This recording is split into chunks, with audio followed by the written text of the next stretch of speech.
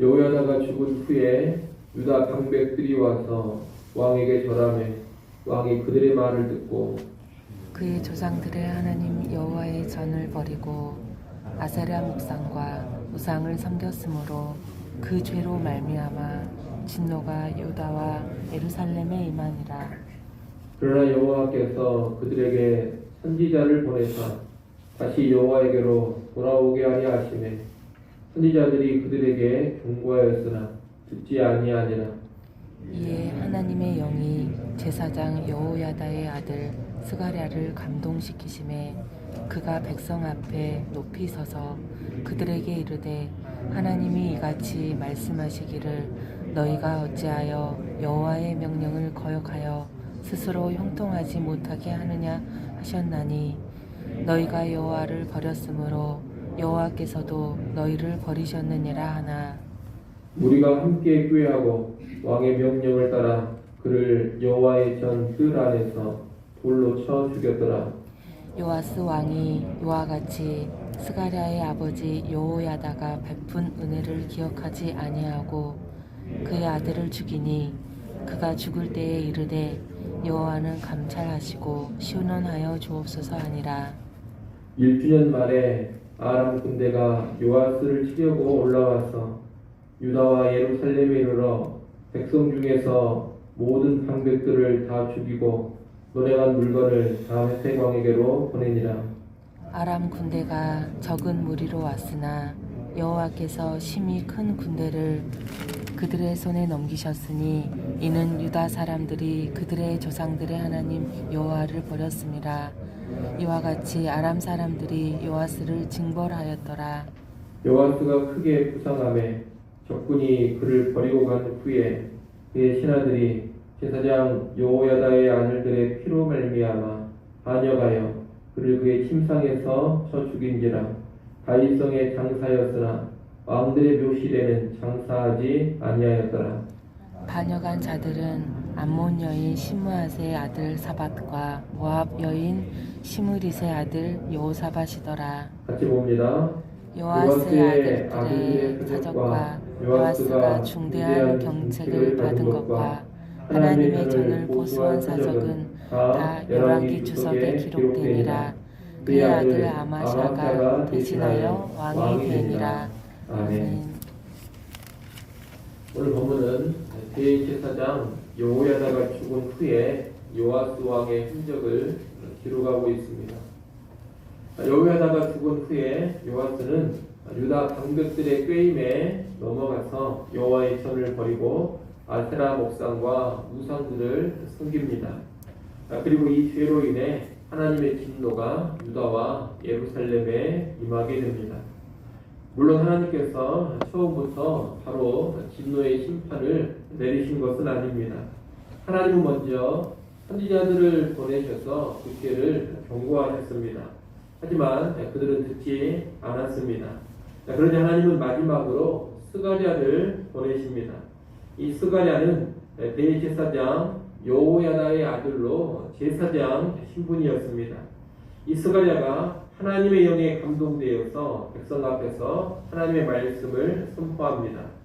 그는 요아스와 백성들이 여호와의 명령을 거역하여 스스로 형통하지 못하게 한다고 합니다. 그리고 너희가 여호와를 버렸으므로 여호와께서도 너희를 버렸다고 선언합니다. 이 스가랴의 선포는 요아스와 백성에게 주는 하나님의 마지막 경고의 말씀이었습니다.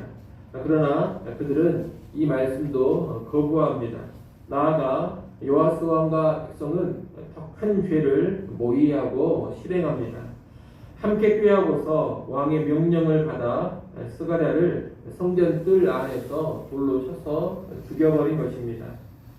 과거에 대제사장 여호야다가 요아스를 왕으로 세울 때에 아달랴와 그의 무리를 성전 밖으로 몰아내서 죽였습니다. 성전 안에서는 피를 흘리지 말라 그렇게 명령하면서 성전 밖에서 이 죄인들을 죽였던 겁니다. 성전을 피로 더럽혀서는 안 되기 때문이었습니다. 다시 말해 이 여호야다는 여호와의 성전에 대한 경외심이 있었습니다.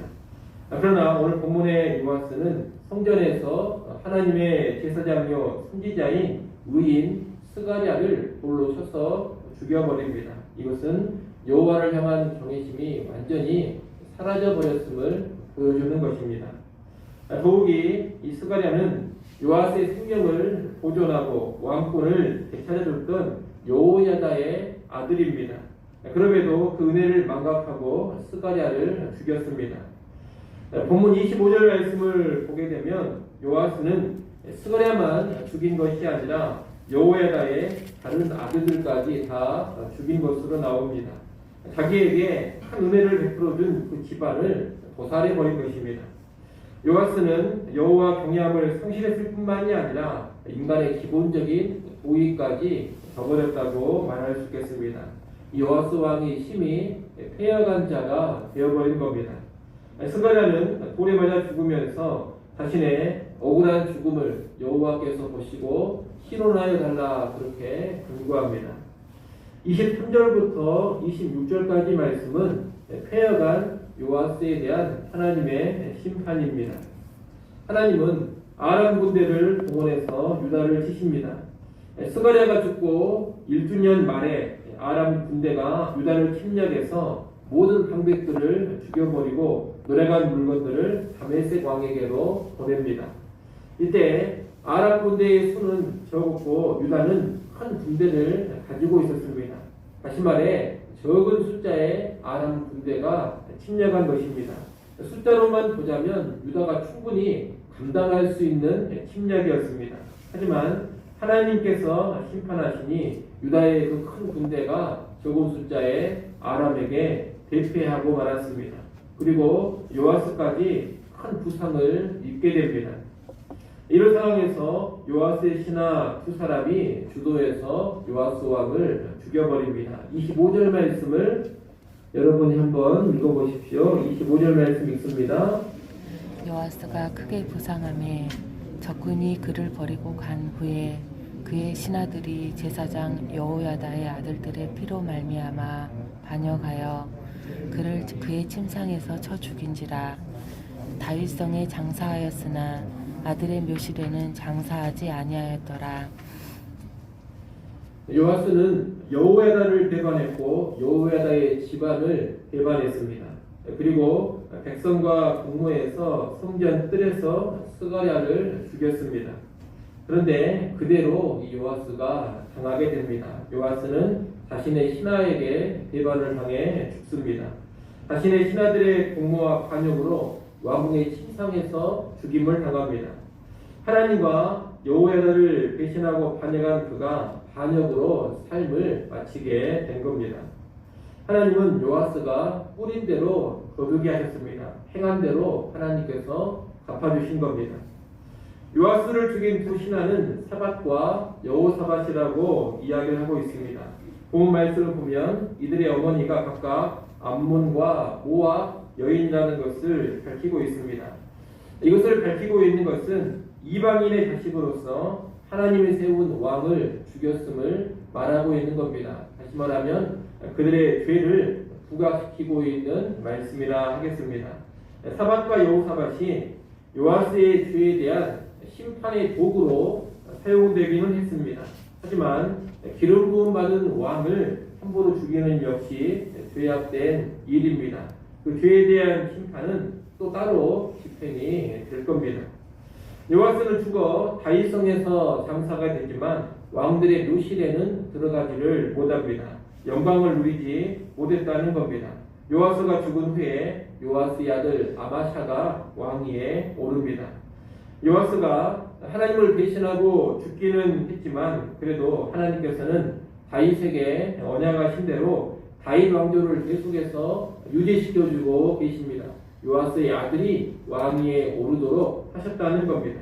하나님은 요아스를 심판하시는 와중에도 언약은 변함없이 지키고 계시는 겁니다. 이 모습 역시 다윗의 언약에 신실하게 일하고 계시는 하나님의 모습이라 이렇게 말할 수가 있겠습니다. 우리는 오늘 본문에 요아스를 보면서 일평생 깨어 근신해야 함을 배우게 됩니다. 여러분, 요아스가 하나님을 잘 섬겼던 사람입니다. 그런데 여호와에다가 죽은 후에 완전히 패여간 자가 되어버리고 말았습니다. 우리가 얼마든지 그럴 수가 있습니다. 하나님을 잘 숨기다가도 어느 순간에 미혹이 되어서 하나님을 떠날 수 있습니다. 신실하게 살다가 폐역의 길로 나갈 수도 있습니다. 좋은 지도자의 영향을 받았을 때에는 순종하면서 살다가도 그 영향력을 벗어나면서부터는 불순종으로 살아갈 수도 있습니다. 그만큼 우리 인간이 연약하다는 겁니다. 그래서 우리는 결코 자만하지 않아야 됩니다. 그리고 늘 깨어서 근신할 줄 알아야 합니다.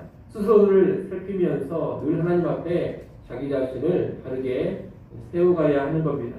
특별히 그릇 행할 때 하나님 주시는 경고의 말씀, 책망의 말씀 앞에 돌이킬 줄을 알아야 합니다. 우리가 실패하지 않는 삶도 중요하지만 경고의 말씀 앞에서 돌이키는 삶은 훨씬 더 중요합니다.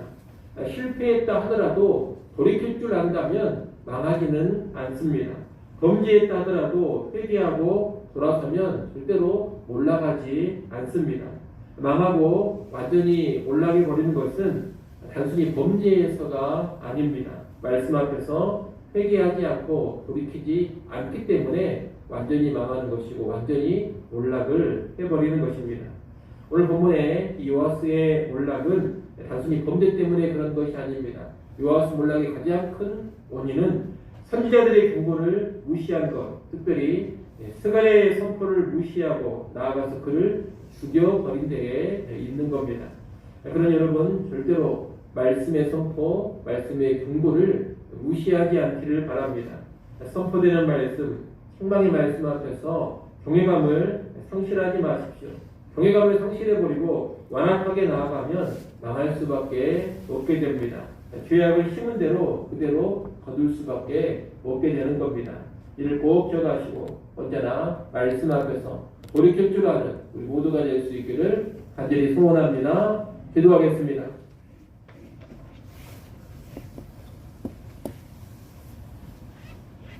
하나님 아버지, 요아스 왕의 한 실패와 폐역을 보았습니다. 오늘 우리도 일평생 자신을 돌아보며 근신하며 깨어있게 하여 주시옵소서. 늘 하나님의 은혜를 기억하면서 일평생 배어가지 않는 삶 살게 하여 주옵소서. 또한 아버지 하나님, 혹시라도 우리가 실패하고 범죄했다 하더라도 경고로 주시는 하나님 말씀 앞에서 늘 회개하고 돌이킬 줄 알게 하여 주옵소서. 회개의 삶을 통하여서 결코 완전한 몰락으로 우리 인생이 끝나지 않게 하여 주시옵소서. 하나님, 이 시간도 하나님 앞에 다시금 나와서 기도합니다. 우리의 모든 짐을 여호와께 맡겨버리는 시간 되게 하여 주시옵소서. 기도하는 시간을 통하여서 하나님과 친밀하게 교제하게 하시고 우리의 심령이 하늘의 평안을 누리게 하여 주시옵소서. 이 시간 교회와 나라와 민족을 위해 기도할 때도 우리 하나님 들으시고 교회에 은혜를 주시고 나라와 민족 가운데 평안을 허락하여 주시옵소서. 예수님의 이름으로 기도드리옵나이다. 아멘.